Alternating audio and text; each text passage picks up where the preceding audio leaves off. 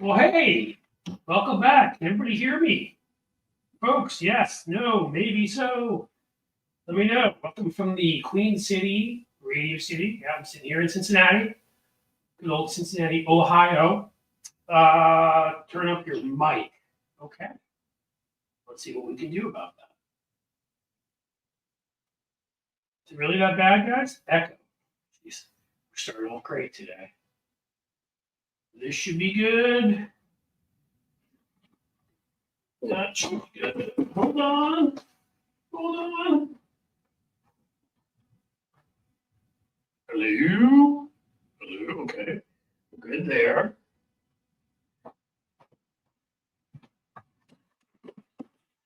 Guys, honestly, this should be working. Is it really that bad? Or is it closer to the mic? Yeah.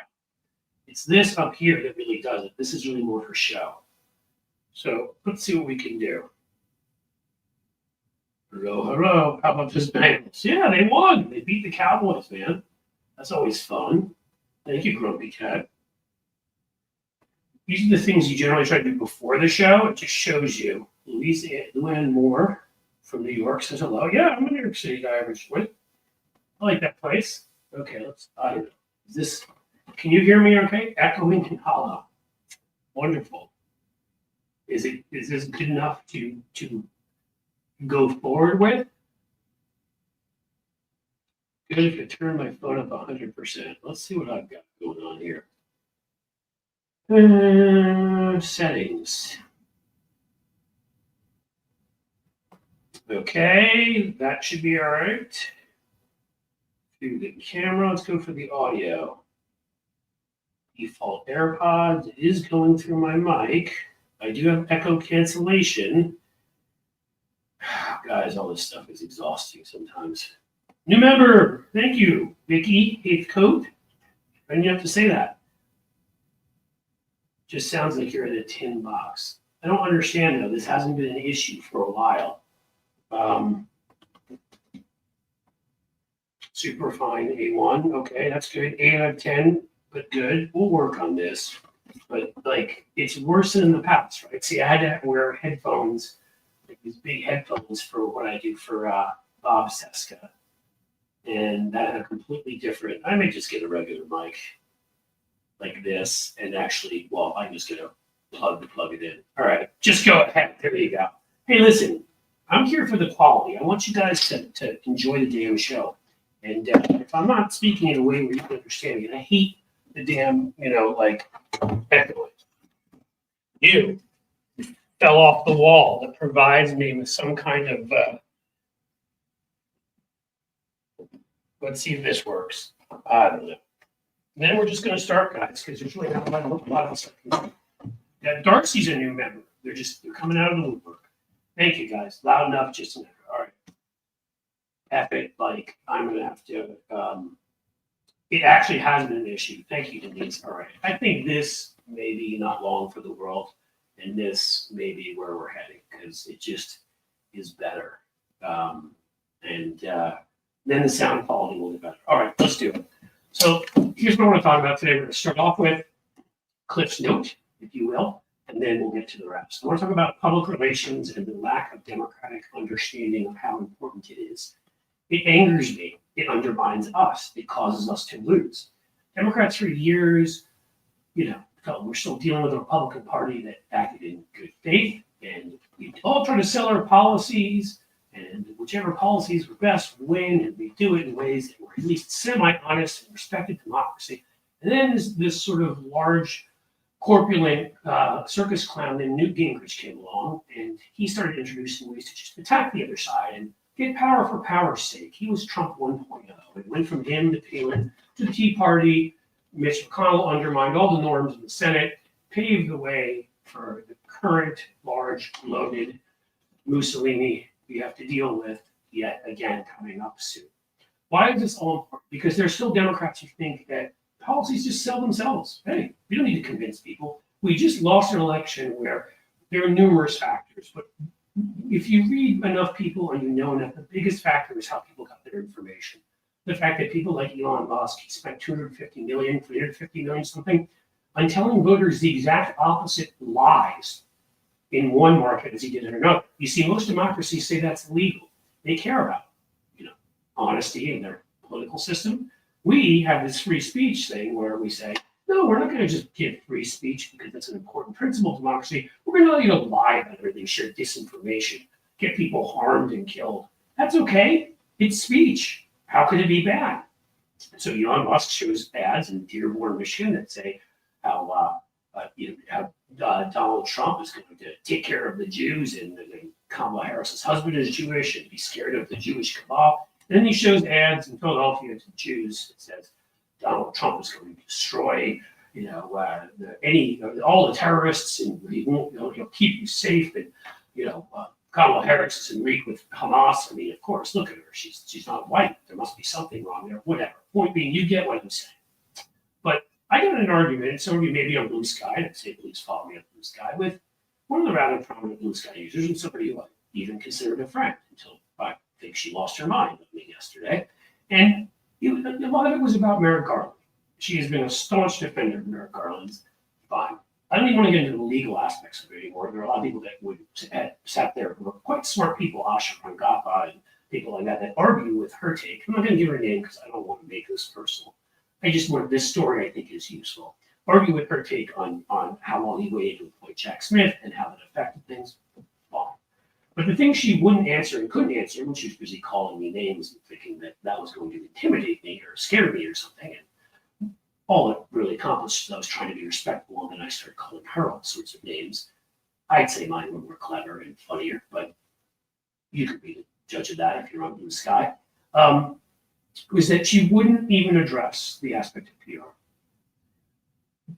Bill Barr. I always get that mixed up. Barr. What did he do when the Mueller report came out? He stood up and he read his summary of it and lied to everybody about what was in it. He shaped American perception. What happened when Jim Comey decided we're not reopening the investigation to Hillary, to remind people that Hillary, in his mind, was shady and maybe a criminal a week before an election? Republicans have destroyed norms, and they've done it often in service of public relations and pumping up their candidates. Look at the hearings they held in Hunter Biden. They had nothing. As Robert De Niro put it, nothing. They had nothing. It didn't matter. They still held their ridiculous hearings, and after spending gazillions of dollars and making gazillions of lies, found nothing on Biden except for stuff that every Republican has done, like paying his taxes late and filling out a gun form wrong. And then, of course, maliciously prosecuted. What does this tell you? Again, that was all PR. They sit about, and all they care about is power. We don't want to become that. But why is it that we will not fight as hard to tell a story about the truth as they will about a lie? This destroys us, guys. We lose elections we should win. We win elections, yes. But you may remember reading John Fugel's things on the show when he's like, during my lifetime, we only ever won elections after the Republican president completely screwed up, and therefore we came in and won. Somebody was sharing one of those statistics that since Reagan, I think 49 million jobs is at the election, so it's changed a little, have been created in this country, and Democrats have created 47 million. The recessions, near depressions that have happened during Republican administrations, from Reagan to different times, and George H.W. Bush, and George W. Bush destroying our economy, and of course, with the housing market falling out. Again, but they lie, and mainstream media lets them get away with it. But as big an issue, and I've gone off on mainstream media, is that Democrats will not respond. Finally, we started letting some of that next generation in, because I think it's those old institutionalists that just don't seem to get that a big part of your role is actually making sure people get the right story, understand the story.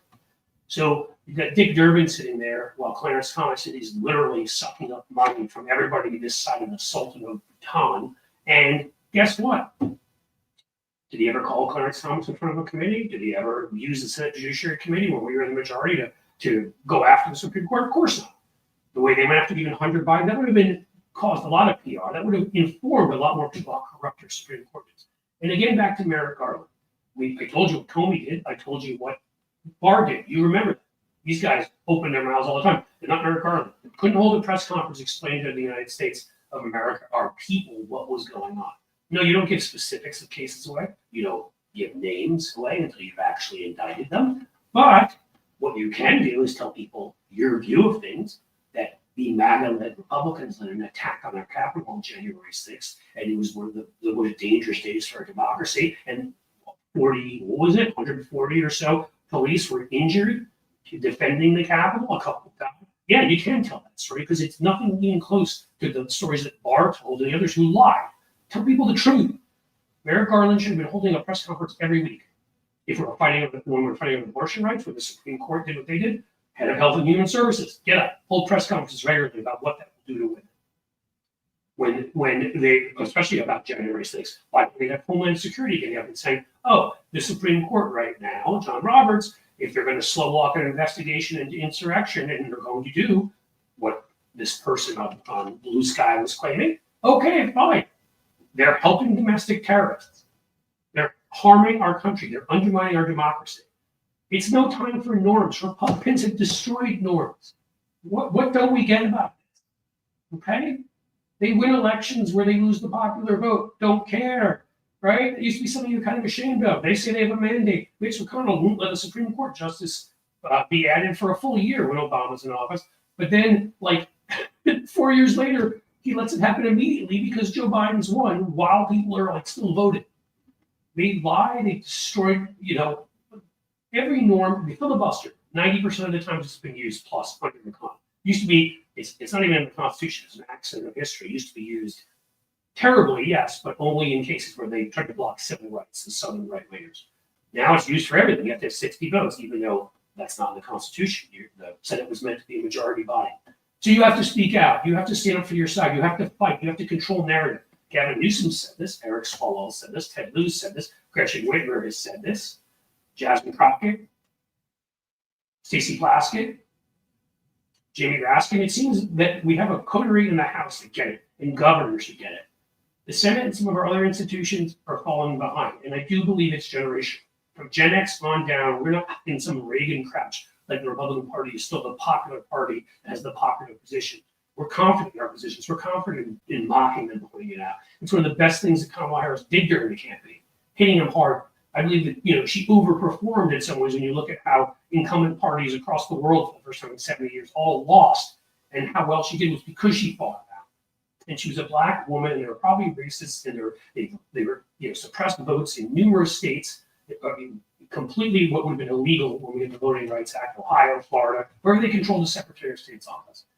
This election, again, they did it because they do PR about lies. Post-birth abortion, lie, right? We know that. It's ridiculous. They're eating the pets. They're eating the pets. Lie. FEMA not giving people their, actually going and taking away people's possessions in North Carolina. Lie.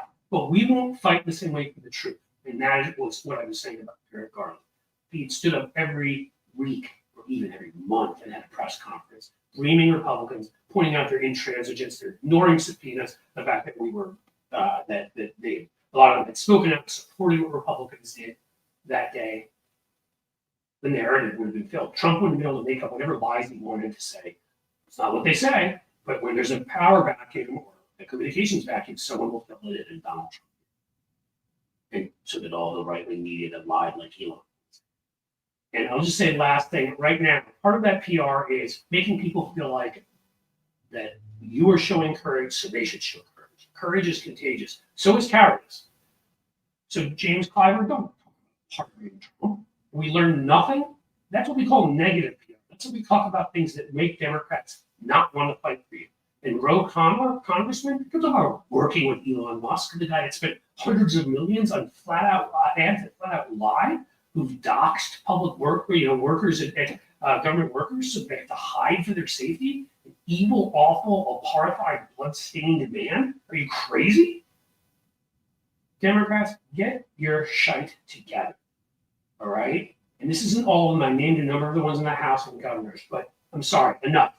Enough with the apologizing. There's still things Joe Biden can do. He's doing some of them with judges. Stand up, define who they are. Stop pretending that they're okay. Stop pretending they're not fascist. Stop talking about pardons. Stop not saying anything when they do terrible things, Merrick. And stand up and define who they are, control the narrative and message. That was what we had. We had the government while they had the vast right-wing media. And you know what? We could have used the government to do that stuff. Because again, there are no norms anymore. But we did. And now we're here. And if we don't learn the damn lesson soon, here we'll seem better than where we'll be. So I know all of you will be fighting. Your sound is horrible. That's a great thing to look down to when I'm done. Yeah, I'm sorry about that. Yes, again, I've already addressed it. There's not much I can do. I don't know why it would be so much worse today than it has been in the past. Technology is betraying me today. And that sucks because I put a lot of work into this and then I have to sit here and, and deal with this.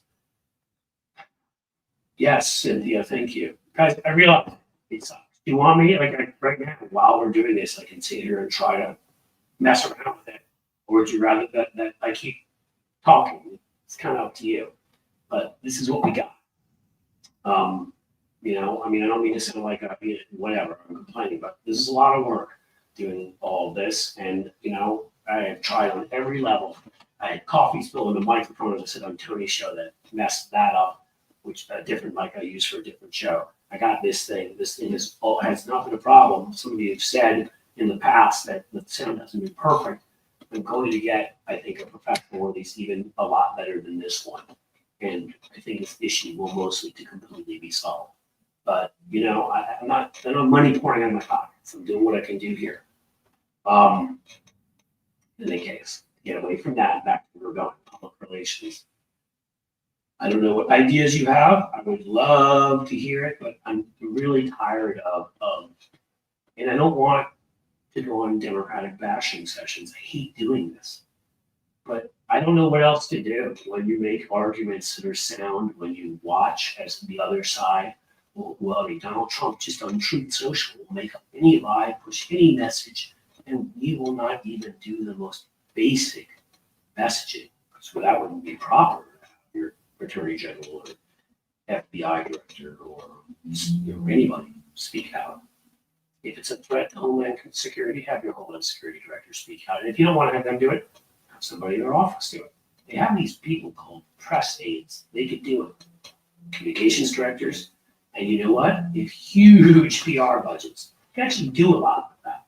Watch, as Donald Trump does. Watch as he uses all of the public funds to demonize Democrats, demonize liberals, demonize every group you expect him to demonize, support all of his ridiculous policies, because he's going to have no hesitancy to do that. He will lie with our money about things. We won't tell the truth with our money. It drives me insane. It's up there with our failure of mainstream media and how cynical and treasonous the right is as the things that anger me most about what I do in politics. That I fight my ass off. I don't care if I'm on TV. I don't care if I'm on a YouTube show. I don't care if I'm talking to somebody on the street. I fight my ass off for all the things we believe in. And then I have to watch James Clyburn say that we should pardon Donald Trump. I mean, are you kidding me? The original sin was when Gerald Ford pardoned Richard Nixon, which, by the way, I do think Gerald Ford was back in an age of where he did it at decency. I think he's the last decent Republican president, as in a good person.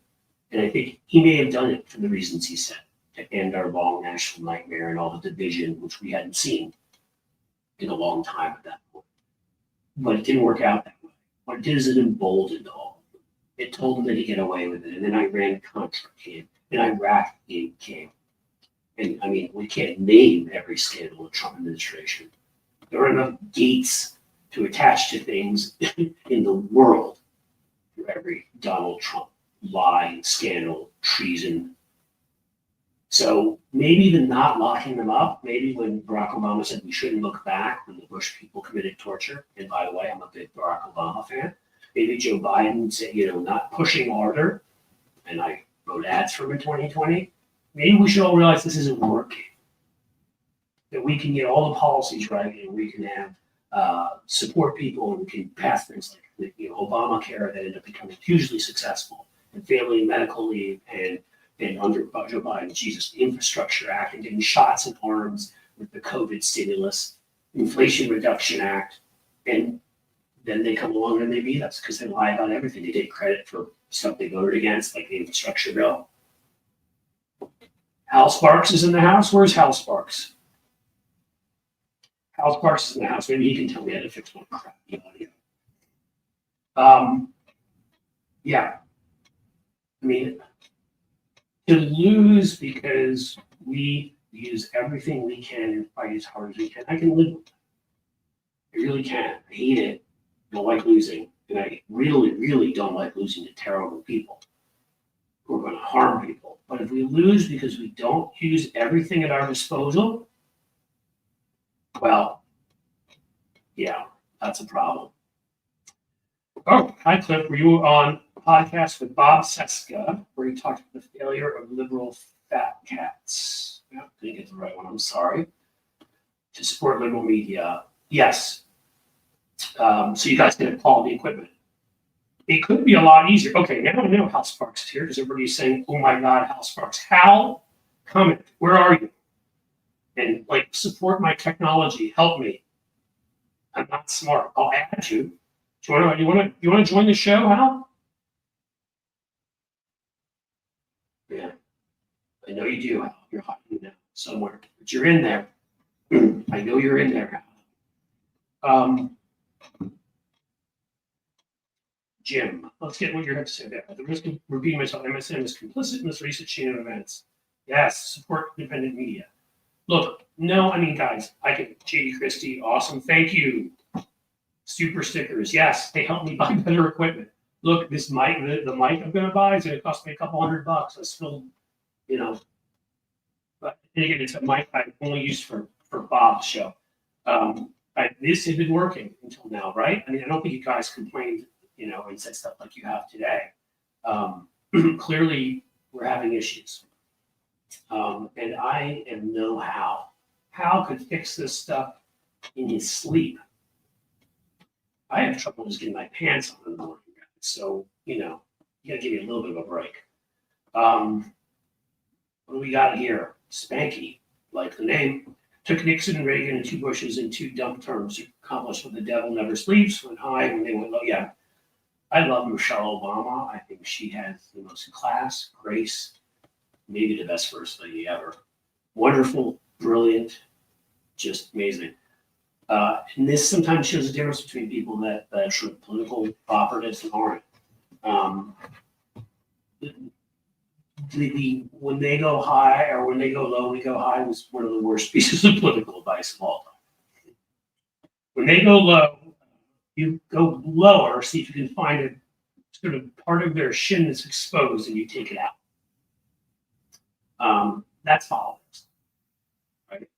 As the old saying goes, it's not beanbag, all right? It's not polo.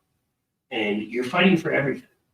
Because if you choose to be kind and you choose to enable and you choose to say, let's pardon them and let's let them off or whatever, how many people get harmed because of that?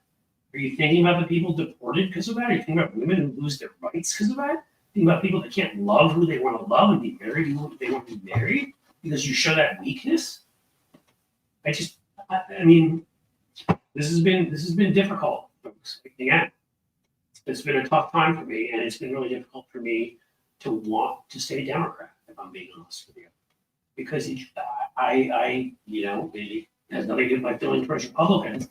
In fact, it's actually based on my feeling towards Republicans, because I want to rhetorically put them up against the wall and beat them and snot at them. Notice I said rhetorically. I won't tell you what I'm really thinking, because I probably would get banned. But when I see people with the weakness and the meekness and the apologizing, follow the Swalwells, follow the Lou's, follow the Jasmine Crockett's, follow the Jamie Raskins. That's the way. Not the pardons and not I'm the head of the Justice Department. And it wouldn't be proper for me to say anything. So I guess I'm just going to keep my mouth shut, even though none of my predecessors did. And one of them probably elected Donald Trump because he didn't. That's not how you win. Never.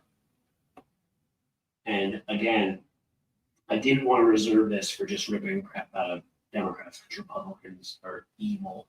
Republicans are, what am I going to say to that? They're beyond the level of despicable I ever thought they could reach. But they're there. And I can only assume if I didn't think they'd get this far, they're going to go further. It's really hard to predict how low they can go. Every time you think you got there, you're like, wow, even I didn't see that coming. They go lower. There, important thing to say. No, democracy doesn't begin and end at the ballot box. And the thing is, you see, if people don't know what the truth is because you've been following procedure and you wanted to respect, norms that again don't effing exist anymore, then they don't vote for the right people, and then bad people win. And then it doesn't really matter what procedure was or what was proper because it's all gone because they've just kicked your butt and they tear it down. I don't get it. I don't get it, guys. I really don't. I go on Stephanie Miller's show and she calls me an alpha liberal, and the truth of the matter is I should just be a liberal because everybody should fight them. Like, I don't think what I do is tough or unique or whatever. It's just instinct. When somebody acts that way, why would you not fight back? Somebody's going to harm people. I do not understand it. Thank you so much, Rene Laforce. A good French name, Laforce. I'm going to France in the near future. Je suis très heureux. Yes, you don't like my music again? That's how you know we're on the same side? We are on the same side. Again, it's not this microphone. Folks, I wish this microphone, I'm just going to get us out of here. I put that there because for show, but it looked cool to have, seems like a real radio person, but it's this. Problems here. And I don't know what's going on. But if you keep bringing it up, you keep making me want to fix it. And if I keep wanting to fix it, guess what? We're going to get a lot less of a show here. And I'm not saying that to rip on anybody, but freaking technology. I'll get on that next. What is that? Cannot feel sorry for McConnell? You shouldn't feel sorry for McConnell. I mean, he built this. The phrase we once used, I believe, in a different way. He did. He paved the way. He put the Supreme Court justices there that gave Trump immunity, protected Trump, and destroyed norms around the filibuster and Supreme Court appointees, other court appointees, and really all comedy, as in COMITY, in the Senate. In fact, he turned it into a comedy, a tragic comedy.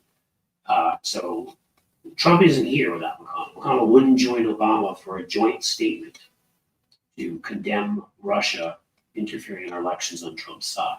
He wouldn't do that because he's a traitor, because only a traitor wouldn't do that. Only a traitor cared more about the dirty corporate money they filled their pockets with. So I enjoy Mitch as someone who's a foil to Trump. I enjoy the fact they hate each other. I enjoy the fact that McConnell was able to stop Rick Scott, Trump's choice, from becoming the next head of the Senate. And it's John Thune. And I like that they're going to fight over stuff. It means there'll be fewer votes for things. Because Trump will lose his crap and he'll insult McConnell.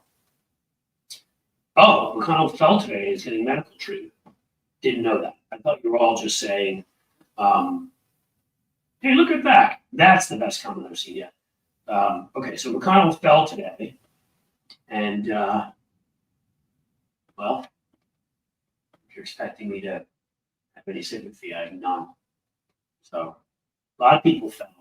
The vast couldn't get health care because McConnell, how he did things. So, the political class, so you're supposed to have some sympathy. Yeah, I'll have sympathy for all the people that died because of Mitch McConnell. Women now can't get abortions and miscarried and bled to death. I'll save my sympathy for them because of Mitch McConnell.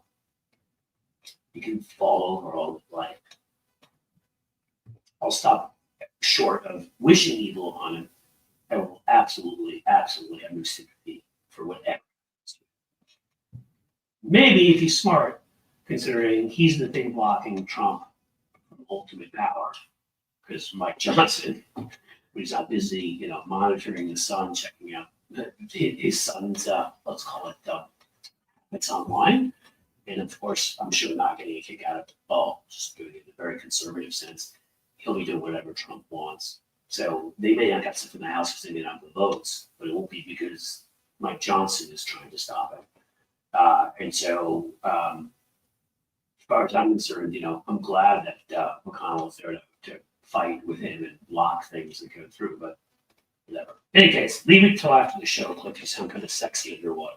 That is exactly true. I've been told many times by fish and Aquaman that underwater, I, I'm a lady killer underwater, or a fish killer, if you will. We watched McConnell fall in a video loop. If you can, Cynthia, if you can get the Benny Hill music, I will put that in the loop on here for maybe like 24 hours. You know, going swimming with Cliff, is he wearing a bathing suit? I tend to wear a bathing suit. I'm not going to claim I'm like that Mangione guy, but you know, I stay in shape. I work out. Of course, I'm nothing like Al Sparks, who I don't think is here anymore. I can't believe he just popped in and popped out. Come on, Al. It upset me. You're going to have to have that out. Hey, my Patreon. That would be helpful.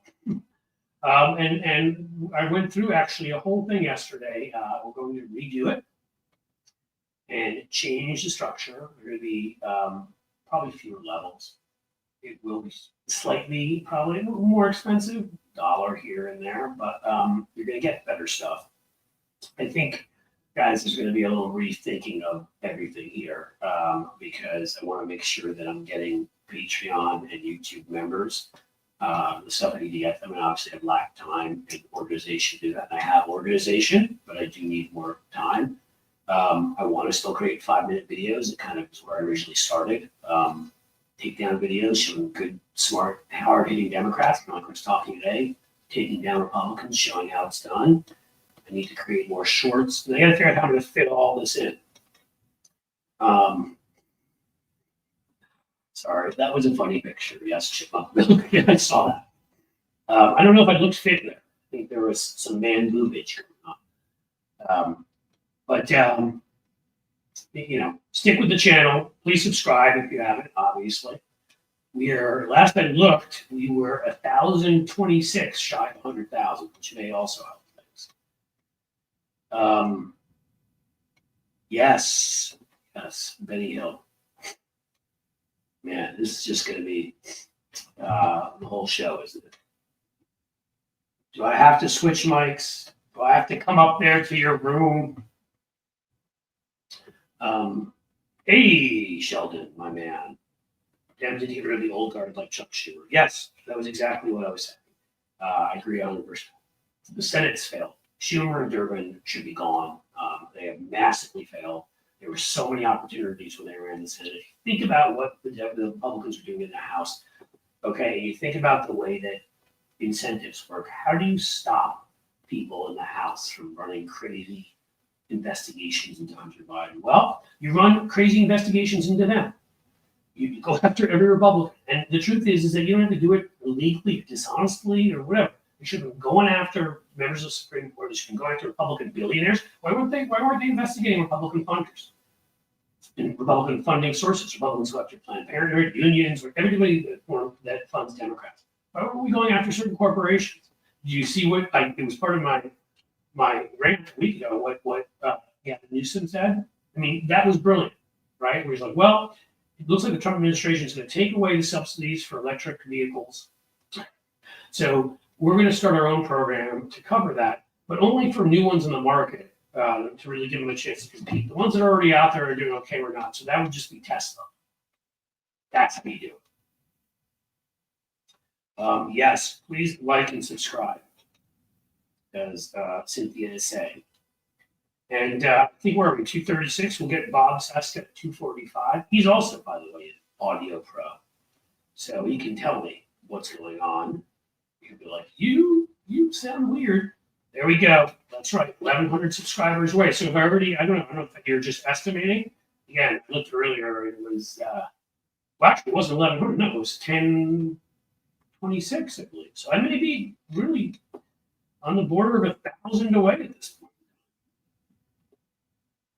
So, guys, hey, super chats, memberships, all that. Let's call it the Cliff sounding like he's not underwater fun. It's a good fun. Here it does well. The Democratic Party is spineless. Yes, they've been way too spineless. Renee, that's Chabad. Dear Renee LaForce and her party is playing by rules that don't exist. Both of those things. And again, there is a new crop of younger folks that are doing it right. And even some of the Gen Zers, Margaret Frost. I don't know what AOC is. She's Gen Z, isn't she? Whatever. I mean, again, doesn't matter. If you're from the left, the middle, I don't care about your ideology anymore. As long as you support the Democratic Party, and I do care. But you support anywhere from a center left to like a leftist perspective, and you're willing to fight. But even if I disagree with you on some issues, you're on my side. And there are a few people outside of that zone. You know, as I pointed out before, I would put Joe Manchin was outside of that zone. And I'm sorry, on the other side, Rashida Tlaib said some things that were blatantly anti-Semitic, and I happen to come from a Semitic family, so no. But really, almost everybody in between that, plus she wouldn't endorse Biden. And if you wouldn't endorse Biden, and Kamala Harris eventually, then you're not a Democrat as far as I'm concerned. I'm not going to support you. Whereas, AOC was out there on the trail fighting for Kamala Harris. So, big difference. Whole parties and spineless, just the leadership. Yes, we need new leadership. Not in the House. Hakeem Jeffries is that new leadership that we needed and got to. I think Nancy Pelosi be on the Mount Rushmore of legislators. She clearly had lost an edge, and I don't think she ever had one when it came to communications. She never should have been a communications face of the party. There are other people that were better at that, a lot better and a lot tougher. But you know what? Generationally, we needed a change anyhow. It was always going to get better when there are people that stop being scared of, oh my God, Reagan is still around. He may hurt us. And Hakeem Jeffries, I think, has been a terrific.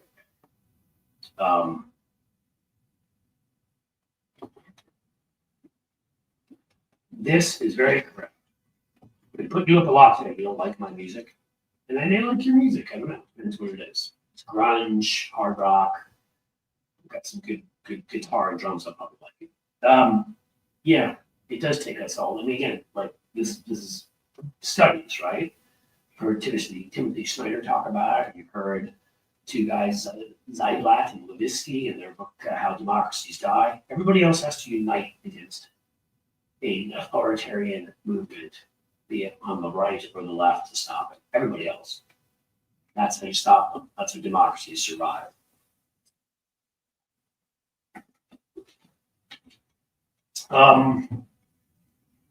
What else do we got, guys? Let's see. America in limbo. Yeah. I mean, we really are. And the thing that's frustrating is we can win this. Absolutely.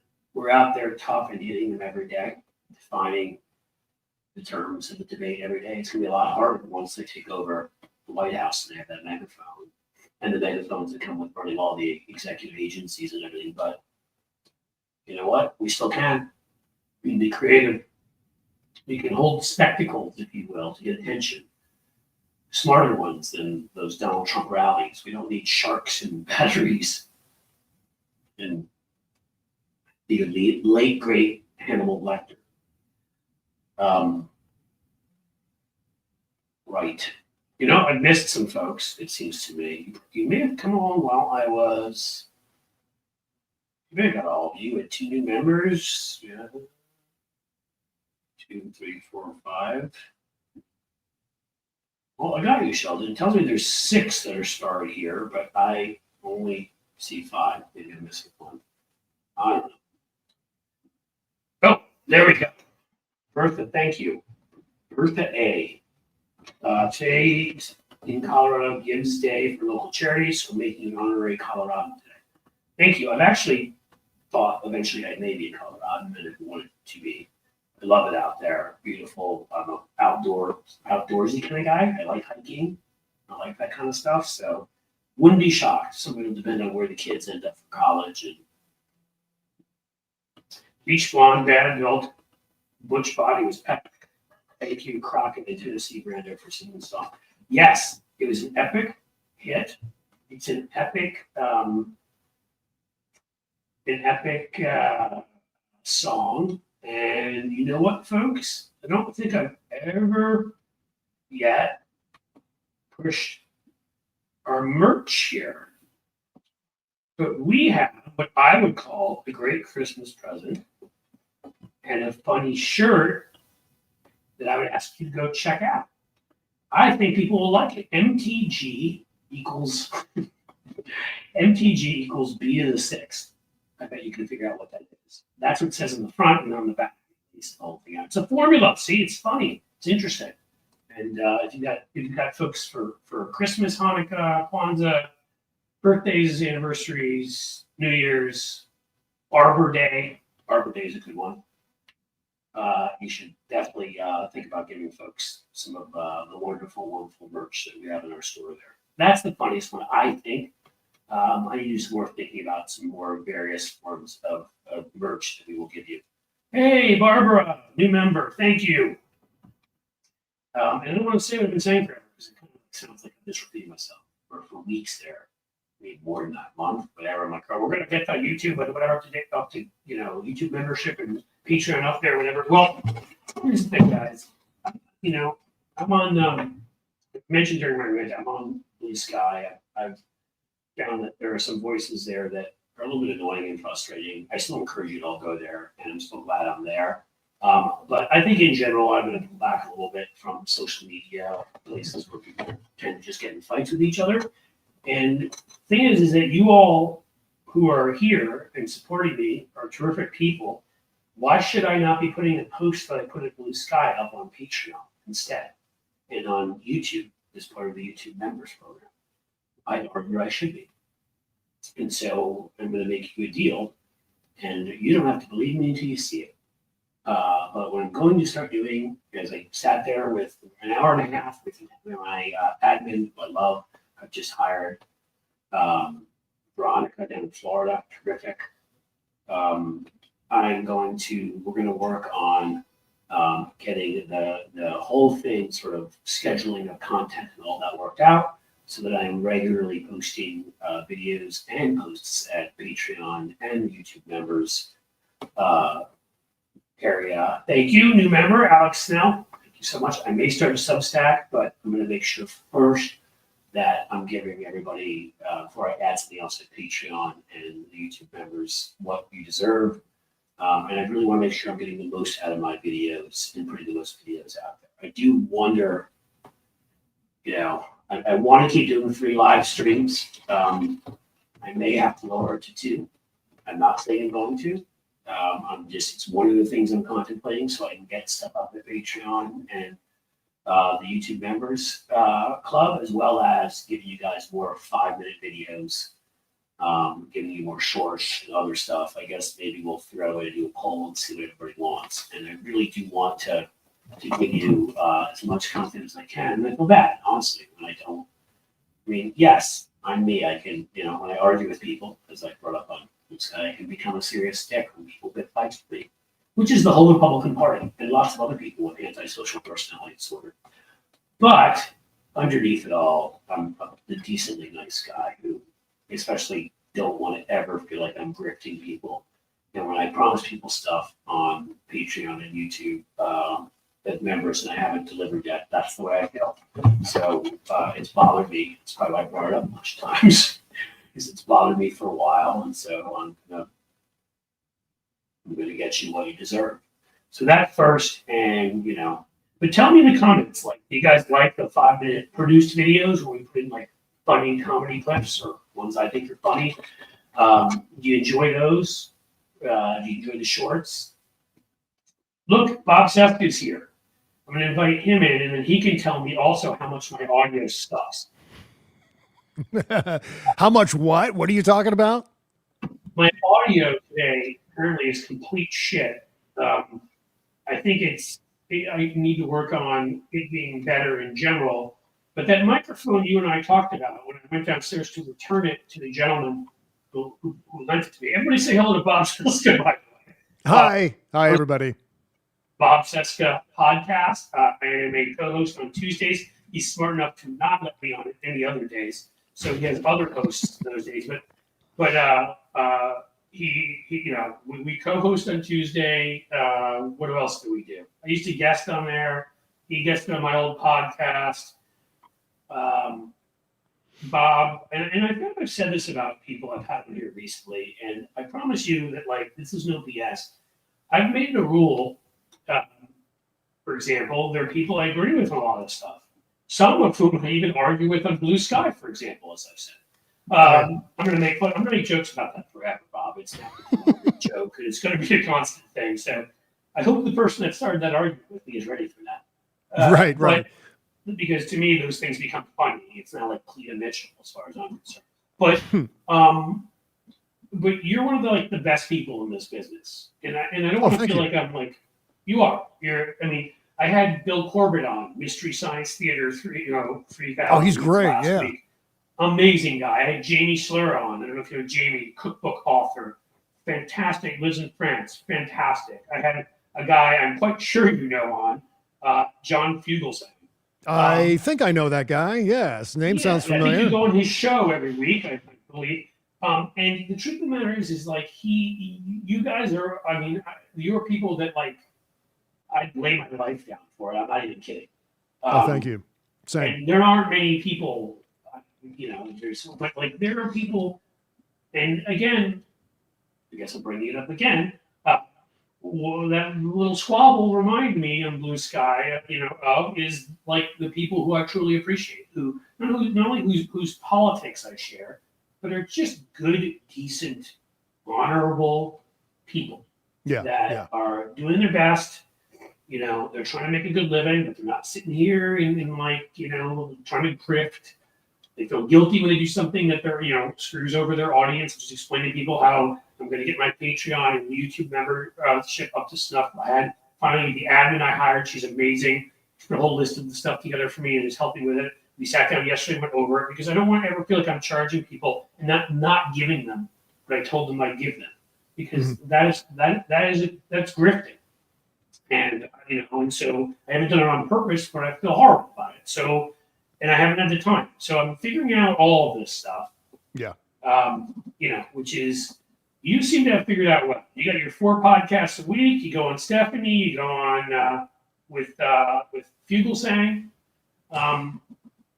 It's essentially because I don't have time for anything else. I can't do more. In fact, some of the problems that you're having today, it's one of the reasons I don't do video, Cliff, to be perfectly frank. It's everybody here seems to think you're sexy, so maybe you should. Thank you, Starlene24. Yeah, but I do what I can, and my main focus is doing the podcast, and I try not to get into some of that high school cafeteria clique breakfast club fighting that happens on social media all the time. While I am quite loyal to Stephanie Miller and the Stephanie Miller cinematic universe, we're both a part of that partially, orbiting Stephanie Miller. Hal for sure. Apparently showed up here earlier, so talking about part of that universe. Hal Sparks was in the comments before, and cool. And I go on that every Monday. Yeah, but part of it with Fugelsang, I didn't mean to cut you off. I'm sorry. I feel like I need to figure this all out because I want to give everybody, people that pay for the Patreon, but people that are here for for these live streams, the people that love the 5-minute videos. Maybe I'm going to ask these folks and put up I want to put up Bob Cesca's description here. Thank you, Jim, for doing that. I want to give everybody what I think is the best combination of we have the 5-minute videos that are a little bit produced with a funny movie clip in there and a news clip. I've got shorts that we put up, some of which are just funny or interesting things that we see that are not copyrighted and are interesting, and we put them up. Some of it is this, but I do feel lately, I'm in a position where so it's funny. Somebody earlier said that my audio sounded like I'm underwater, and I kind of feel like I'm treading water. I'm just, and so I'm trying to figure out how I can give folks the most stuff here, but not also, maybe have a nervous breakdown or fall over. Apparently, Mitch McConnell did today, which I shouldn't be joking about, but I don't care because I'm Mitch McConnell. What happened to Mitch McConnell today? Did I miss something while we were doing a show? Folks in here told me that he fell over. He was in the hospital. Well, he had I think polio as a child, so he does I think have a little bit of trouble walking because of that. He did. I remember there was one thing that happened at the White House where I want to say Donald Trump helped Mitch McConnell walk up the couple of stairs from the Rose Garden back into the Oval, and I think at that point in time, that's when it came out that McConnell had some form of polio. Of course, we don't wish that on our worst enemies, that horrendous disease. But yeah, But he does.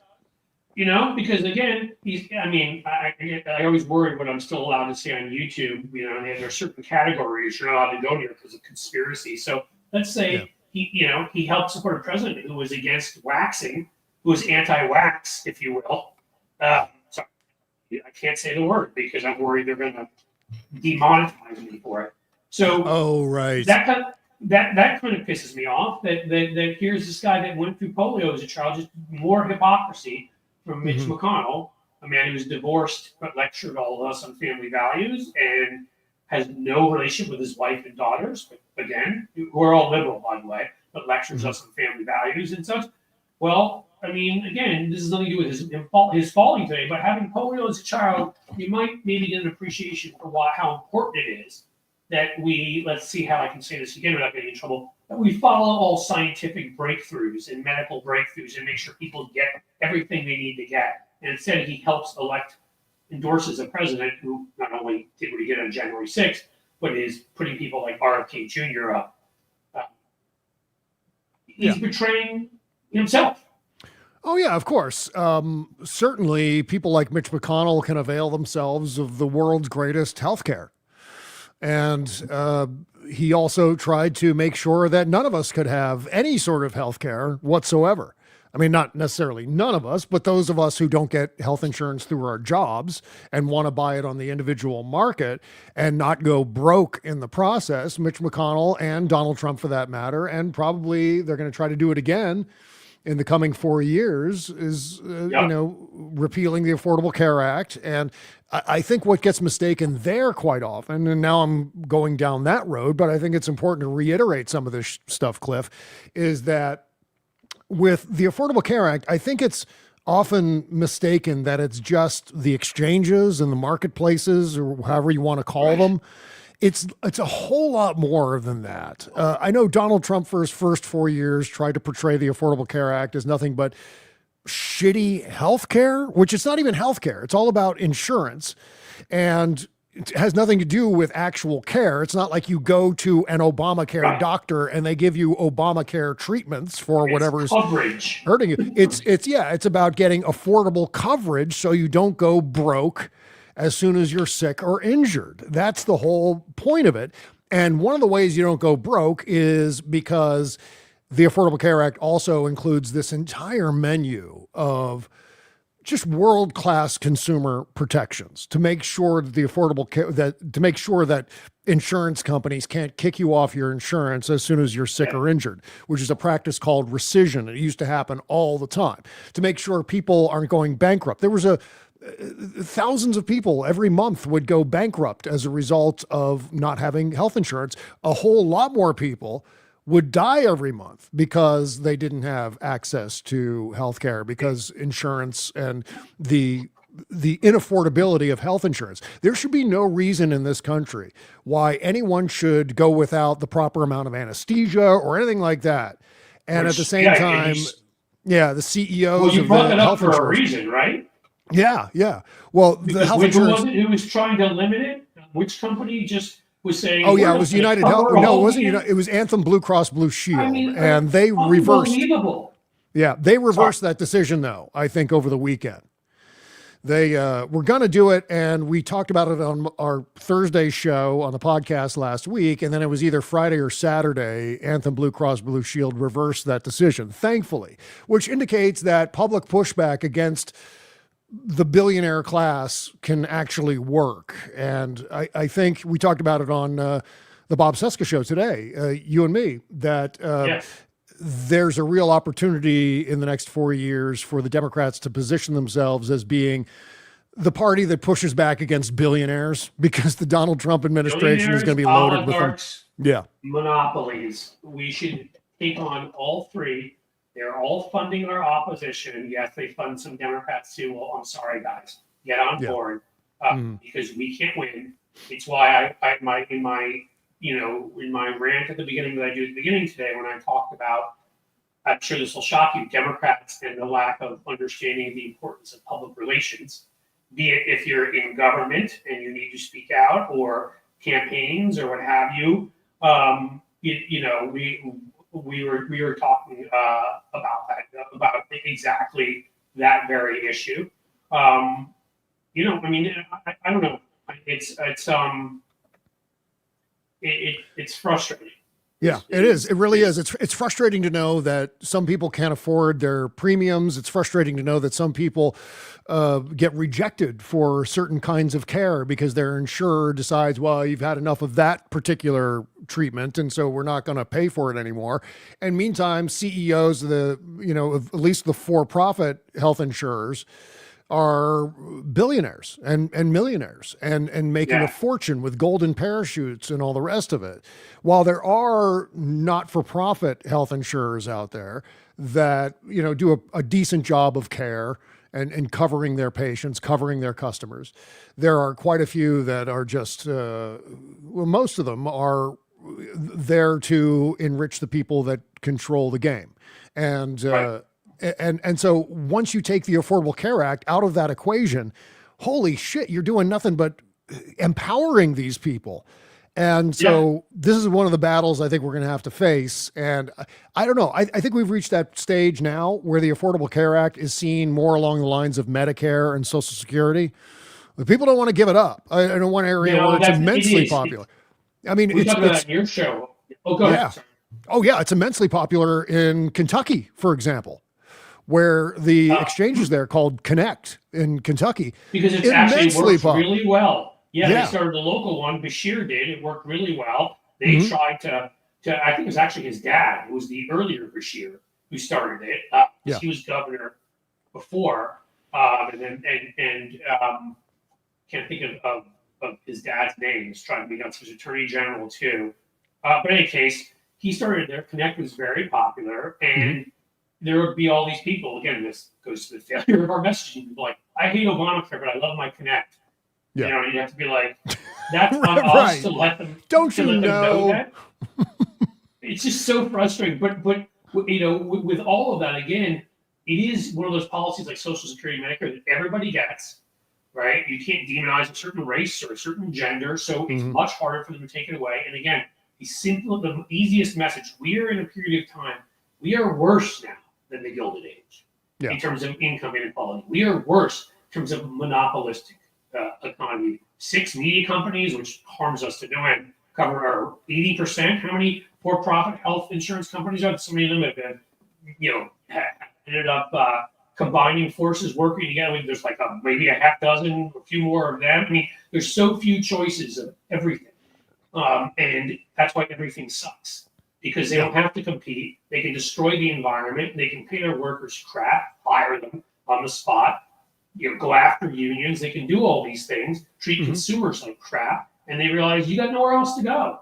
So it's the easiest message in the world for Democrats to literally line up against billionaires, oligarchs, monopolies. If you want to just even say oligarchs and monopolies, whatever, but make sure people know it's billionaires, and we should take them on. And it should be to give people a fair economy, to get a fair shot, and that's a fight we can have. And the thing is, it needs to be personalized.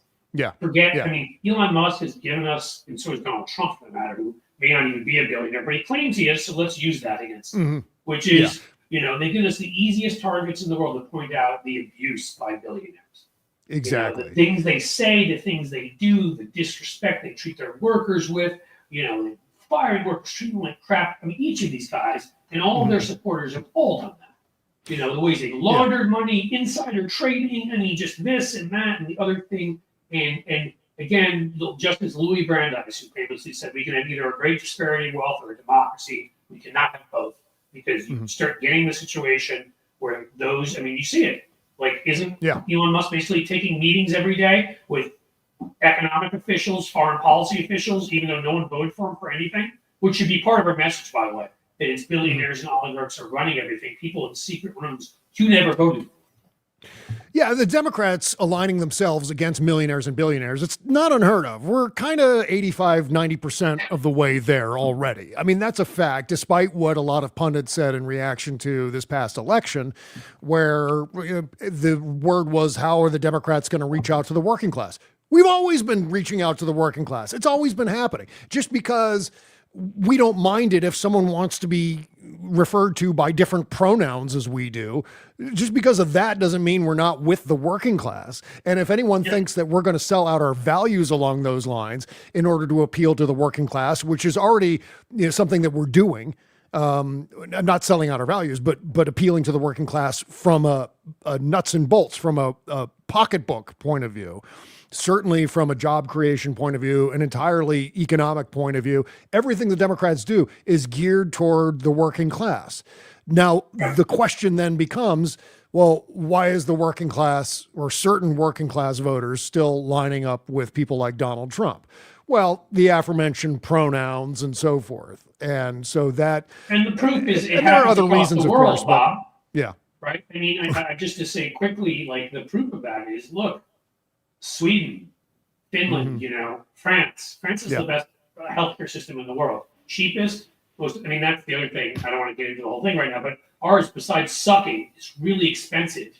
And so it's like, it's a bit of a corrupt system because they can argue, well, it may not be great and cover everybody, but at least it saves us money, which I still would think was morally abhorrent. But they can't even say that. It costs us more money to not cover people. So, but to get back to my point, Sweden, all these countries, social democratic countries that have universal pay, family and medical leave, universal, you got, 12 weeks of vacation when you start your job guaranteed, and sick leave, and all this stuff. They all sometimes vote for right-wing populist parties. And when they do, it's their working class that does. There is something there where it doesn't matter how many benefits we give the white working class in this country. And yes, this election, even some working class members of other groups, but mostly white working class. Some of them are just going to always vote based upon who they hate in this country and make it really easy to appeal to those people with lies. Well, that's going to happen. That doesn't mean we get rid of our values because guess what? All the other working class folks who vote for us, middle class folks who vote for us, poorer folks who vote for us, hell, upper middle class folks are scared these days if they lose their health care. They could not be able to afford something. You may be making $300,000 a year, and suddenly you need an operation that's going to cost $2 million if they don't cover you, and they don't cover you. So we're all scared of it. Right. Someone in the comments said that white working class don't choose Dems, and Celery08 mentioned that, and that's kind of true. And I think one of the reasons why that's true could be the wimp factor. And I'm not saying Democrats are wimps. I'm saying there's a perception that the Democrats are wimps. And so some of us are wimps, Bob. That is true. I'm sorry, but again, remember Harry Reid? Yeah. I'm sorry, you remember Harry Reid, right? He was actually a boxer. He was. He was a tough guy, but not with politics. It always seemed like he was one step away. I remember there were memes going around during Blogosphere 1.0 of Harry Reid constantly capitulating to the Republicans. He was sort of like the George McFly of the United States Senate, and the Republicans were Biff, right? And that's kind of how that worked. And I think there's a way to square that circle. There's a way that we can hold fast to our values as liberal Democrats while at the same time putting on a tougher front, go fuck yourself kind of situation. I hope that doesn't get you demonetized, by the way, on YouTube. But regardless, I'm going to charge you now for the whole month. Sorry, but that's the thing. We were talking today about the steady as she goes mindset among a lot of Democrats, certainly institutionalist Democrats. And we were talking about on the show today, I used to be one of those people. I used to be a big time adherent to the steady as she goes mindset. Now we have to adhere to political traditions because that's sort of the fabric that holds everything together in this country. And what we've discovered is the steady as she goes attitude certainly in the era of Donald Trump has been a disaster for us because it's like I also said on the show today, it's like taking a banana to a knife fight. It's healthy Unless and you it's good wield for that you, but banana it's like not going to help Jackie you in the Chan. knife fight. Yeah. Right. Unless you got some Jackie Chan skills with that banana, you're Yeah. screwed. Right. And Oh yeah. you're You have to be an expert with a banana in order to win right. that He could fight. like flip over on the stairs and like stab you with a banana. Yeah. Okay, I'm gonna stop now. But here's the thing, and I put this up by Cynthia Rice because Cynthia, I know you put a few things up like this. Look, and you know, I kind of feel like there's something important to talk about, and I've done that on this show before too because I feel like we have to talk some truths. Look, I don't think you have to go the way you're saying grow culture, like Elon Musk. I don't think that's what we're talking about. No. That's not what I'm talking about. I don't think you have to go there. I think actually you benefit both politically and you benefit in terms of your appeal to voters. People like people that stand up for their values. People like Yes. people that are willing to fight for what they believe in. So I'm not talking about bro culture, like, hey, dude, she's hot, and sitting around and like we're going to become a party objectifying women or doing whatever. But what if we were a party that did the things I talked about in the beginning? What if we were a party where my favorite punching bag and now will be forever just to annoy somebody, Merrick Garland? You know what? Like, what if he came out every week and held press conferences and spoke to the American people, explained what had happened on January 6th, didn't go into details of investigations, but just told us we're not going to let this go away. We're going to fight for this. It was an attack on our democracy. It was horrific, and we're going to make sure that we pursue this to the ends of the earth, whatever. And you came out, you showed strength, and you did your PR. What if Democrats did that all the time? To me, I think that attracts people, that you're willing to fight for the things you believe in. And that's not toxic masculinity. That's not bro culture, unless you think that's what I am, because that's what I do. I stand up for what I believe in. I fight for what I believe in. I sometimes say unfortunate things that aren't very nice to people. Sometimes they deserve it. They may not always.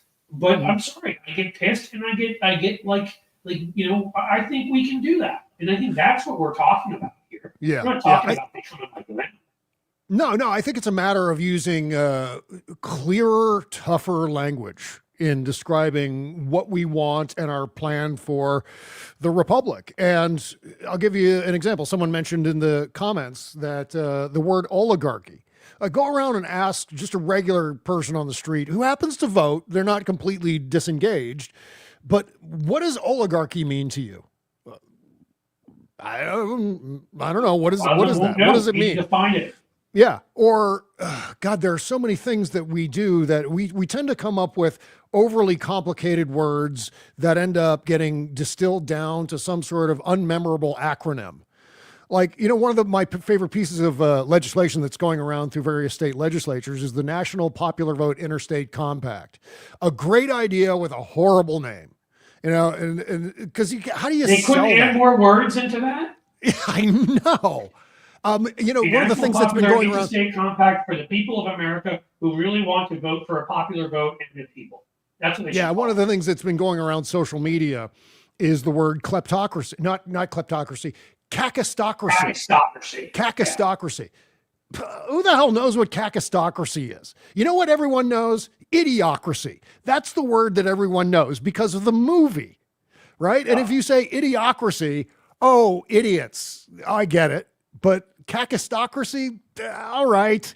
Yes, it's intellectual, but can you sell it? And the answer is no, you can't sell it because no one knows what kakistocracy actually means unless they look it up. And we can't get people to look up basic facts about the issues, much less the definitions of overly complicated words that we shouldn't be using in the first place. And always even show up and vote for that. But you know what? I think you get this. And again, this is something I've been on forever. What drives me nuts, which is, we shouldn't bring in like celebrities, excuse me, to be celebrities. Mm-hmm. We should bring in creative types who are writers, because every time I'm around somebody who is creative or is a performer or writer, who had a regular, if I remember correctly, morning radio show, right? There are a whole bunch of people here who are like, Bob used to be on in my market, and blah, blah, blah, blah, blah. I mean, you from most of your life in some manner are a performer. You guys may not know this, and he's already said it on his show, so I assume it's okay. Can I say the yes thing? Can I say that, Bob? The yes. What did thing? you say? Can you say what? Yes. Oh yeah, yes, yeah. So Bob is also an artist, and actually drew the covers of 2 albums for the band Yes. You know, and I won't break out with my version. I've seen All Good People, but I'm tempted to. But I saw them twice back in the day, and now they're recommissioning it, the albums, and Bob has just been brought in again to write 2 of them, or to create the imagery on them. Yeah, sort of, they're reimagined versions of the artwork from 25 years ago for the reissues out next year. Yeah. Right. And, so he's doing that. Being somebody who, Yeah. when I was in grad school, doesn't really count, published poetry, has written columns, wrote a book, had screenplays sitting around. You know, if you're a creative writer and you're, and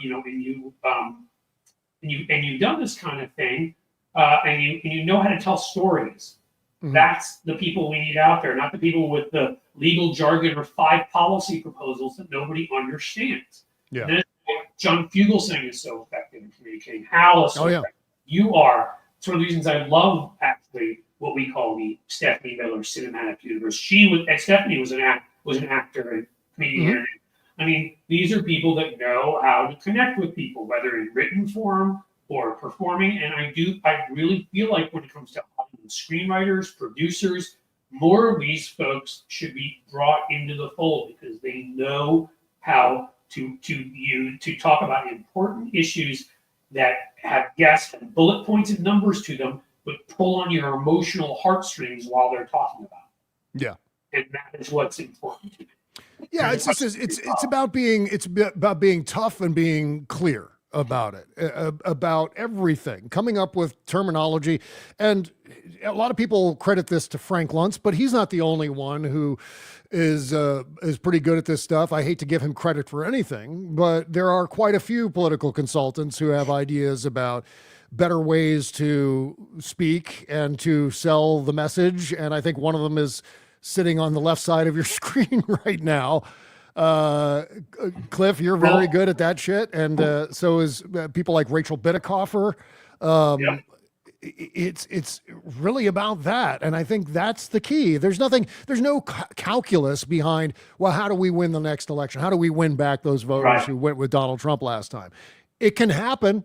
I mean, a lot of those voters voted for Barack Obama twice. I know different time for sure. And some of them voted for Biden in 2020, we know. I mean, look, again, I just went and saw, and actually I'm probably having a movie reviewer come on. We're going to talk about Gladiator 2, the original Gladiator.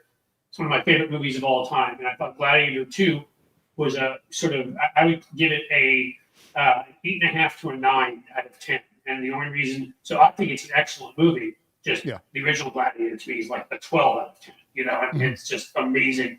Well, the combination of the music and the moments and the cinematography and all of that, you know, I mean, they don't have, you know, the gladiator scene are like, my wife and son were murdered. Those were 2 people who should be alive out of 227 in the neighborhood, all of whom don't have health care. And I mean, he gives, I'm being an idiot, but they give speeches, they give, you know, like emotion to what they do that makes you like sit there, and it could be a character you hated 20 minutes ago, and now you're like, oh my God, are they going to be okay? People who know how to do that with imagery, music, with, you know, with the language they use. And, you know, that is one key aspect of what we absolutely need to do. Bob and I, you guys may not even know, I mean, I think our original collaborations were when I did stuff for Michael Bloomberg's Every Town for Gun Safety, and then after that on the board of the Ohio Innocence Project for 7.5 years. And Bob was the editor I brought in. Like, I would help write some of the scripts and get Bob some of the source material, and then send it to Bob to edit. It would come back our way and all that stuff. And, you know, Bob did a lot more than me, let me be clear, but we collaborate on these things because, you know, they did pretty well. We raised a lot of money at the Ohio Innocence Project events, Bob, because people were crying, like watching these stories of these people that had lost years of their lives. Yeah. Even though they were innocent, who got out.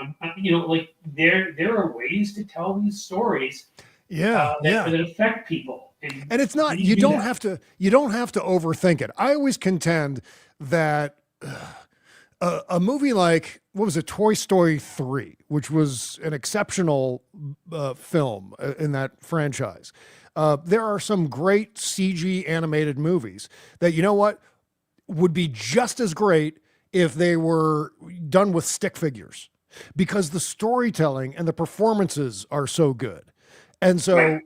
if you have if you have an excellent basis for the idea that you want to convey, it doesn't matter, the optics of it don't necessarily matter as much as the messaging of it. And so that's the key to all of this. Keep it simple, stupid is a long-standing rule in American political campaigns. Once things start to get overly complicated, then if there are too many chefs in the kitchen, and often the Democratic Party has, I like to say, 82 million, 76 million chefs in the kitchen, all pulling in different directions, it seems, on some days. It's even worse on social media. See the aforementioned debate about kakistocracy. You know, we tend to overcomplicate things, and we got to stop doing that if we want to start winning elections. And one of the main things is just prioritizing the idea of winning elections. Make that, as long as that's the priority, you're going to get there, because then you're going to do the things that lead you to that conclusion. Correct. And think about who your audience is. Something else that if you perform, you do. We can all talk to each other because we know that we're all smart people, or not some of the people on the other side. And there are probably, like some people sadly on the other side, and some of them are smart. As Donald Trump said about Mexicans in his first thing, and some of them are decent people. But remember, he's like, they're sending us their worst, they're rapists, and some of them sure are decent people. Yeah, that's Matt, basically. But people here, we can have conversations about Pakistan, and stuff like that, because I get it. You guys are all smart. Yeah. But we have to remember, when we're talking to the population at large, and not this particular chat room, that we have to say things. Why would you say kakistocracy when you can say idiocracy? Why would you give a 5-point bullet plan when you can tell an individual story about somebody who had to go through this heart-wrenching experience because of what Republicans did? These are the things we need to get. Yeah. And we do sometimes. I won't be one of these Monday morning quarterbacks who sits there and says something different. I thought she did a terrific job. I thought she defined the narrative well. I'm not saying everything was perfect, but I thought she defined the narrative well. I thought she, was constantly mocking and hitting in the way that I say we should do. I think that she was supporting local parties and a great get out the vote operation, a lot going on. She's a Black woman that probably hurt us, and in a perfect world, obviously, or a normal world, it wouldn't. But in this stupid one, could that have hurt us? Sure. But on top of that, incumbent parties, people still haven't gotten over COVID. First time in 70 years, they all lost. We have a dumbass electoral college. And even though she lost the popular vote, it does affect how you campaign. If you go maximizing your vote in places like New York and California and stuff, if you weren't dealing with, all these things were parts of a whole. And I still think it doesn't take away from, she ran overall a very good campaign where she messaged pretty well. I think they should have still focused on a couple key things. Democrats always seem to mess this up, where you can say, hey, what is it about the, so I was reading something here, and somebody saying the mics and the AirPods always work better. It's still my signal. Maybe I should turn my mic off and see. I don't know. But that you should, Donald Trump, as awful as he is, you knew the 2 or 3 things that, of course, he'll never actually do, but that he said he was going to do. Yeah. Right? He's going to deport everybody. He's going to lower crime, even though crime's actually pretty low, and he was lying. But I don't know if you could say that on the Democratic side. And I think that we still have to have a narrative structure where there are key 2, 3 messages here that filter down to everything else you're doing, whether it's passing healthcare, family medical leave, how you're fighting, with Putin, this and that, should be subsets of what is up top.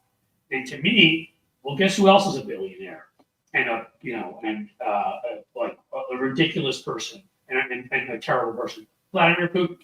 taking on billionaires and oligarchs is taking on Vladimir Putin. The same way it's taking on Elon Musk and the Kochs. And message so that so when people say, hey, what's your candidate for? Our candidate's going to stop the billionaires from destroying democracy in this country. It's going to make sure that everybody has a fair vote and a fair say. Yeah. These are things people should be able to say, this is what you stand for. And then the individual policies come underneath that all support that premise. And I still think we haven't gotten as good at that yet. Right. And need to be better. Because I do think that people did ask me that one question when I thought that Kamala actually they messaged well, they mocked him well. And maybe I'm wrong, you guys can tell me this, but when they did say, what were the 2 or 3 things that you would say Kamala stood for? Absolutely. It is true. I didn't have 2 or 3 things I could say. A fairer economy, I guess, was one of the big ones. Freedom. She did talk a lot about that. That's good, but I don't think, opportunity. Yeah.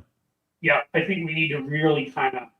In any case, I still think she ran a great race, and I'd be doing this with anybody I'd be critiquing because nobody runs a perfect race. Ever. But I think she ran a better race actually than Biden did in 20, who won. I think she ran a better, and I was up with that team, and I'm going to say that. I think she ran a better race than Obama's reelection. The last time somebody ran a race as good as the one she just ran was Obama in 08. Yeah. And so, you just, there are other factors there. If you win, it doesn't mean you did everything right. If you lose, it doesn't mean you did everything wrong. We need to be smarter than that and more nuanced than that. I agree. You are awesome, and I'm going to let you go only because you originally said you're going to come on for 10 or 15 minutes. Bob has to edit the podcast. Bob does everything. I mainly have to get the podcast posted, which requires coming up with images for it and writing up the little blurb that goes with it and then posting it all on all the platforms. And that always takes time. Sure. So the last thing I'll ask you, Bob, totally related, because we've had this conversation here with the folks here. From you there, how does the sound here? How bad is my sound? It sounds like you're far away from the microphone. So obviously as a temporary thing, that's fine. You're having issues today. So, can't. Well, I wonder though, this is right here and this is supposed to be. Well, that's not working at all. You're using either your earbuds, the microphone on your earbuds or the microphone on your Mac. One of those 2 things is picking up your voice today. See, as I told you, Bob knows everything. That's why I wanted him to. See, the only reason this mic works is because I don't touch anything. I don't touch any buttons or dials. I'm on a show right now. Anyway, I don't touch any buttons or dials. Say hi to Kimberly for all of us. Yeah, Kimberly was popping. Kimberly in studio. But yeah, I don't touch any buttons or dials in between shows. So that when I turn everything on, 9 times out of 10 it works. But even then, sometimes it doesn't work. Things go randomly haywire with computers, but you know how that goes. What? And somebody just said that in here. Sounds like a Mac microphone, the Mac on your shirt, the Mac on your shirt. We'll get you set up with the Shure MV7. What it is that it says it's on here. Clearly something is not working and the signal is not picking up there. So it's almost like I'm just sitting in an office with it echoing. Yeah. That's all you're getting from me. So at least we know that's the issue here. And if you guys want, I can actually probably just take this off and switch the thing here and you can tell me if it's better, which I may do once Bob is gone, because why the hell not? All right. Well, towards the end. Yeah, thanks for having me on today, Cliff. I'm going to go and put the show to bed, get it posted. Patreon.com/Bob Cesca Show, or just very simply BobCescaShow.com right there on the screen. That's right. You have that up there, and Jim, who is very good about getting all this stuff up, all of your various places to find you will all be up there. All right, hey, I got to talk to you twice today. I always consider that a good day. Yeah, now I'm sick of you. We need to take a break until next week. Well, if you want to talk to me more, a great way to do it is go attack me on Blue Sky on something. Oh, yeah, that's right. And forth and argue. Yeah, remind me never to do that again. or for the first time, for that matter. Yeah, it's that's 2 hours of my life that I'll never get back. That's why I hate that crap. And I'll be there less because of it. All right, listen, take care, buddy. Good talking to you, my friend. Bye-bye. All right, bye. All right, you awesome MFers. Hold on, let me see what that thing is saying is picking up, and then I may just turn this off. So we're gonna see, it claims it's picking it up here. Yeah, it does claim it's picking it up. There's gotta be something going wrong though. So how about this? While I still have you here, let's switch from that. No, we don't want to switch the video, audio, mic. Let's try the AirPods. See how that works.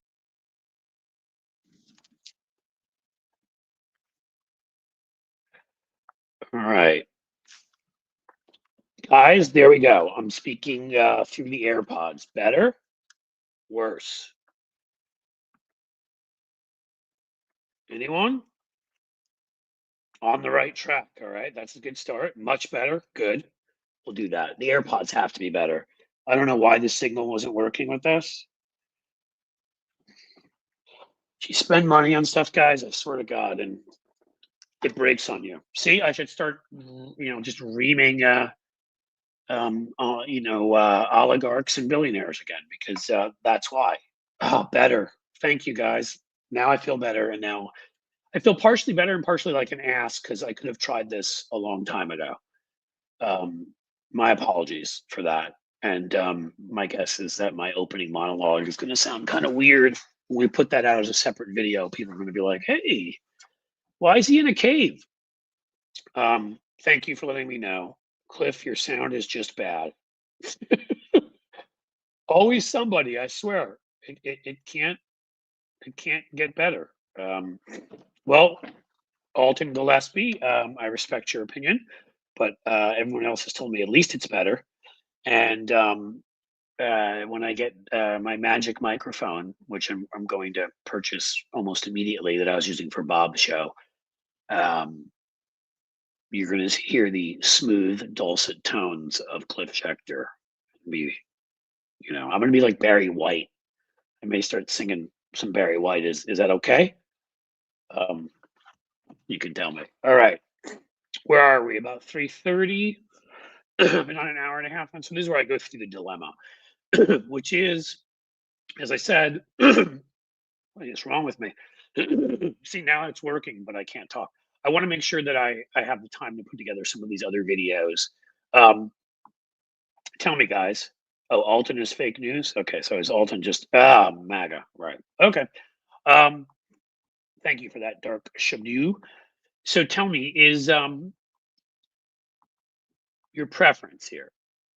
We'll take the Patreon or whatever out because you guys aren't going to all become members, though you should. But do you prefer, like, I need to get at least one me straight to camera short every day, which I haven't been doing. It was my plan. Gonna do that. Other shorts from appearances with Hal and some of the ones from this show. I put up one with Fugel saying earlier from last week, a short, 2 minutes, some stuff like that. So you'll get a bunch of those, a few at night that aren't even me.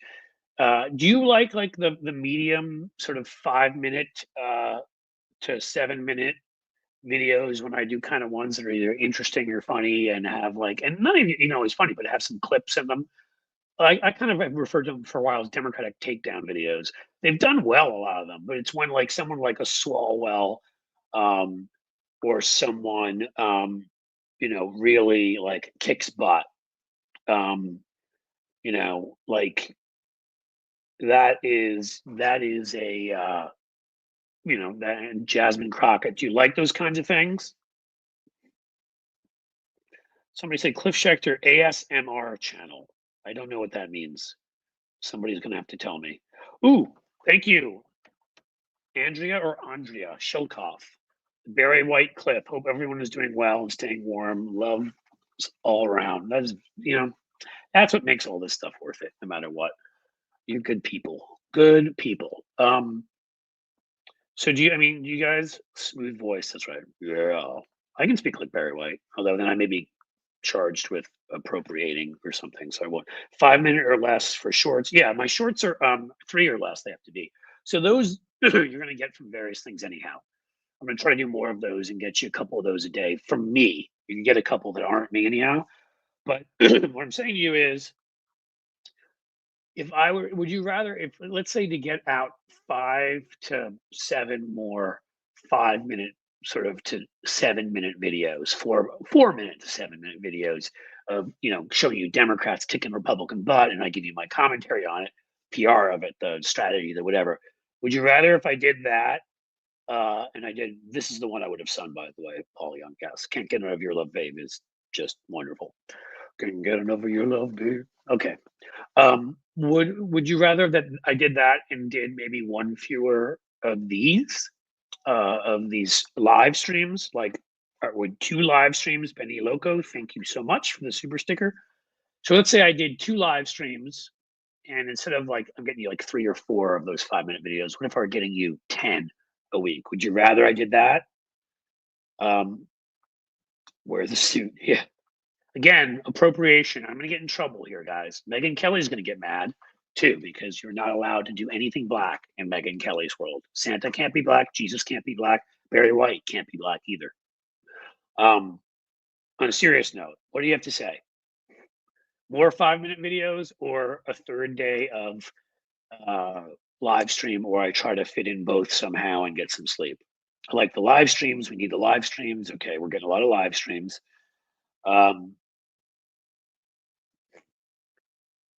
We'll see. God, I want to do this, and I don't want to more collabs with other pro democracy channels. I mean, we can do that definitely.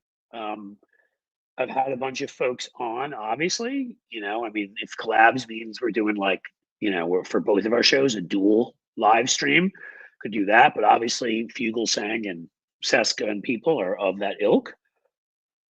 Third live stream 100%. It builds a community. I agree. I really like doing these. I really want to get you more of those 5 minute videos though. Like, I don't want to feel like I'm giving you recycled content all the time.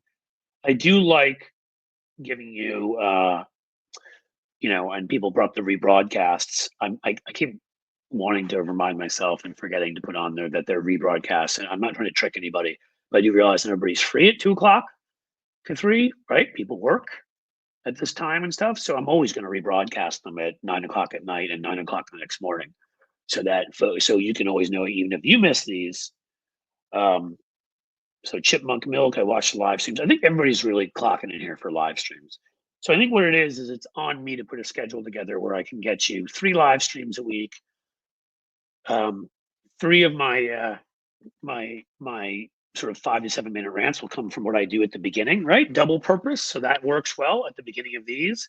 But I'm going to have to do a bunch of other ones on Monday and Friday, I think, when I've got time, maybe 2 or 3 each of those days, and then take a few from appearances on Hal. Bob is just audio. I have my camera on, but it's kind of weird when he's just audio, so I don't know if I can do that. But with Hal and with Tony Michaels and when I go on Stephanie and stuff, I think we can make this work. We're going to make it work. And then also the 2, at least 2, at least 1 extra video a week and posts every day to the folks that sign up for the Patreon and the YouTube members club. But again, like I will tell you, this is a lot of work and it's hard, and I'm not trying to be a big pain in the butt, but any way folks can help, if you can join those Patreon and I'd even ask you, super chats and super stickers are awesome. I'd love those. All right. Those are really helpful to me. But the more people that join the Patreon, the more people that join like the YouTube members, and I feel like I'm doing those extra videos for a lot of you. So a lot of you end up seeing those, and I'm not just like, I'm getting you extra content too, if you see what I'm saying. So please join. I really, really, really want to grow the Patreon and the YouTube members most of all. Lefty Gramps, thank you for the $5 super chat. It was very kind of you. All right, this has actually been good. This has been good. We've been there you go. Thank you, William. Became a new member. And I know some of you actually have joined Patreon and that doesn't show up here. So, hey, Benny Loco. I thought you were, okay, new member. I love it. I don't know why. I thought you were already. Thank you. I'm really going to, and again, we're going to reset whatever level you join there. It's going to be reset. There'll be higher levels, but you'll get stuff, I don't know, you may want or may not want, like, a top level where you get to do we do a phone call and chat and tell me about some strategy stuff. We're going to probably have some, maybe once or twice a year, do some Zooms for the folks in the second highest level. Those will be above like the video and when I get you written content levels. But even like, $5 to $10, whatever it is, I think it'll be $5, whatever, you'll get all the like basic good stuff, which means the extra videos and the extra posts. So if you can afford that, that will be terrific. Sorry, missed Patreon name. Is it Cliff's Edge there too? It is. Jim, can you I may actually have it here so I can toss it in. Hold on.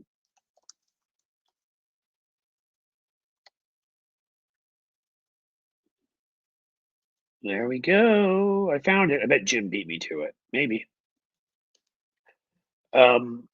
Chandra Welch, thank you. There you go. Gifted 1 Cliff's Edge membership. That is fantastic. I'm not sure what that actually means. Like when you gift a membership, does that mean who gets it? Just kind of wondering. But that is fantastic. Here's the Patreon. Okay, you guys are really all doing it. You're doing everything I'm asking you to do, and you know what? I'm going to do for you what you ask. Cliffy, see, you know to call me Cliffy. You're doing an amazing job. We love and appreciate you. Cliffy is always good. Let other folks know about this. That's another thing. If we grow these live streams, I have an email list I haven't tapped yet. I have an old Patreon list when I used to do an old podcast. I don't know if any of you listen to that. Unprecedented. Haven't tapped yet. Again, it takes a while to pull all this together. It's random, Cliff, the gift memberships. Okay, good to know. Thank you. It makes no difference. It's an incredibly nice gesture, whether it's random or it's for somebody specific. So thank you either way. You owe them a clipped toenail. William, if you're talking to me, I owe people more than that. Sorry, when I promise people things, I believe in delivering. And I obviously do not like when I don't deliver. So 3:39. Okay. I think we're getting close, guys, to the end of this. You've been incredibly helpful today. And I will, you've been like my market research in addition to being here and being awesome. So I can kind of put this together. So we will keep all 3 of the live streams. It has been ordained. And we will find a way to get the other stuff done. The only reason why it's tough is today, now I am a paid co-contributor to Bob's podcast. So today ends up being about 4 to 5 hours on air, and I can't get a ton done otherwise. Ooh, we need some viewers in the Twitch chat. Yes, do that if that helps get affiliate. I don't know what that means either, but I am learning stuff. Man, I pick stuff up quickly. I am learning stuff. So whatever Jesse is saying here, because going to try to do more with putting up some videos at TikTok. We'll share that with you. And Instagram, those are being worked on. Again, these are like the main projects. Patreon, YouTube memberships, like getting more video content to you, getting like some more stuff to TikTok and other spots. And yes, also what I shared with you before, which was MTG equals B6. You want that for your special loved one or not loved one for a Christmas, Hanukkah, Kwanzaa, New Year's, Arbor Day gift. So think about that, right? Creative shirt, made it up myself, and it says on the back, has a picture on the back. You'll like it. I linked to it. I sent it to you. I'm going to send it to you again. So you can go look and decide, hey, is this as funny as Cliff says, or is Cliff just kind of full of crap? Or both, really, because they're not mutually exclusive. But I will share that. And because I haven't pushed the merch here, I think I'm going to come up with. Hey, here's a question, right, folks? I mean, for the Christians among us, why do my comments always come up twice, guys? I don't try to do that. If I get some really funny 2 words, 3 word kind of Christmas tree ornaments, and we're to get that up here like within the next 48 hours by the live stream on Thursday. Would you guys be interested in some of those? Is that the kind of thing you'd like? I'm trying to think something that's Hanukkah worthy. You'd think as like even a bad Jew who doesn't do anything, I would know these things from how I grew up, which also was raised as a bad Jew. So I guess that's not really true. But I can't think of what I would get you in the Hanukkah spirit. I could put stuff on a dreidel. I kind of feel like that'd be sacrilegious though, so I'm not going to do that. Yeah. So here it is. Human F being gives me a yes. So I don't know if that means yes to Christmas ornaments. Christmas ornaments, folks. What are we thinking? Yes, no, maybe. So I don't want to, I mean, again, I'll create them. Hanukkah is the least religious, well, probably Jewish holiday, but yeah, it's at the same time as Christmas. You know what I'm talking about. I'll make some, if you want, some Purim stuff. Um,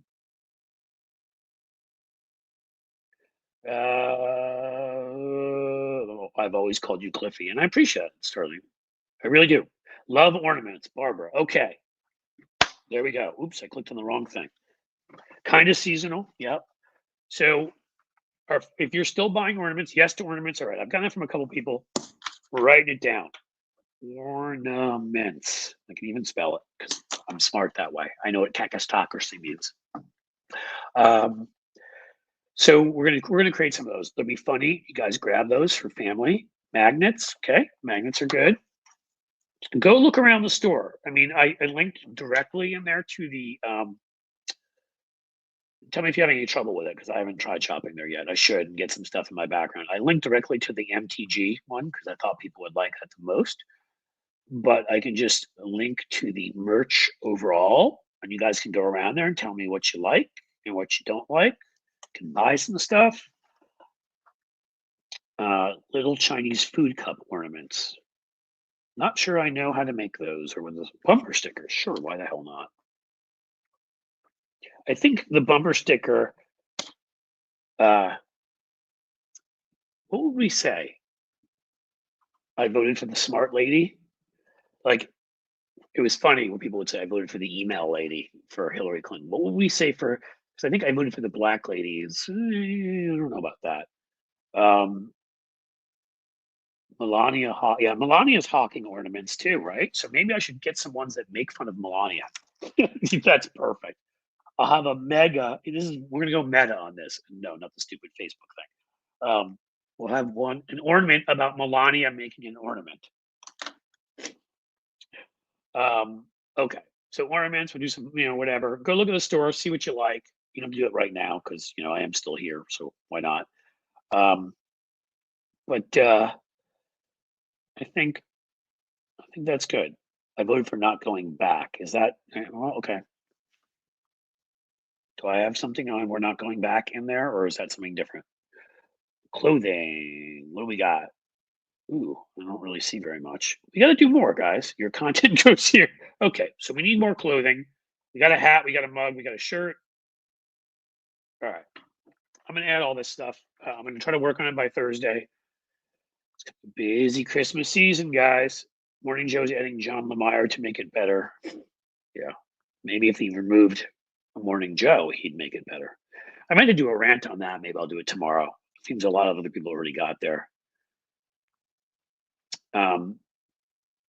So I think that's it. I think we have covered our bases of all of Melania is an ornament. Lefty Gramps. That is a quality comment. That's all Trump has ever wanted women as ornaments, either mental or physical ornaments for him to make him feel better about his pathetic, crappy life. I think this is it, guys. I think we've done well today. And I see what you're doing there, Hugh. Tube. You're still putting some good stuff in there. Joe Walsh. Joe Walsh is a buddy. I may try to get him on the show. That would be good. Opening video on the truth is no longer matters in the U.S. Yeah, well, that's the problem, right? That's why we have to get out truth in places like this. That's why Democrats have to message truth. My whole rant earlier with my crappy microphone, because if we don't get it out there, nobody will. All right, bumper sticker. All right, we got this stuff. Oh, I hate Christmas ornament with Melania's picture. Oh my gosh, that's so good. Didn't she say I hate the Christmas? I'm not trying to be a jerk and be picky, but that's even funnier. I think we're gonna do one. I think we're gonna do one. So maybe we're not probably not gonna have by tomorrow.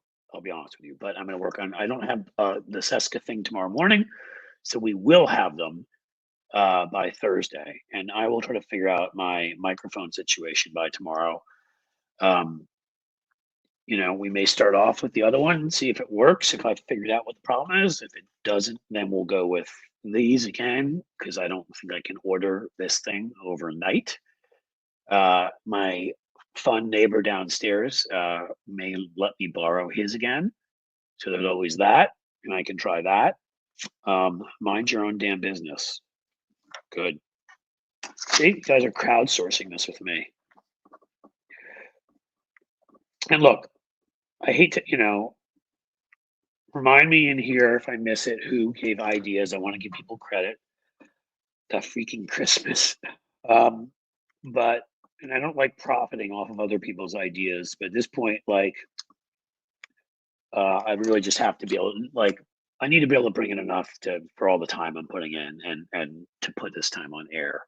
And that's really what it comes down to. And paying my admin, which will help us create more content and all of that. So that's it. I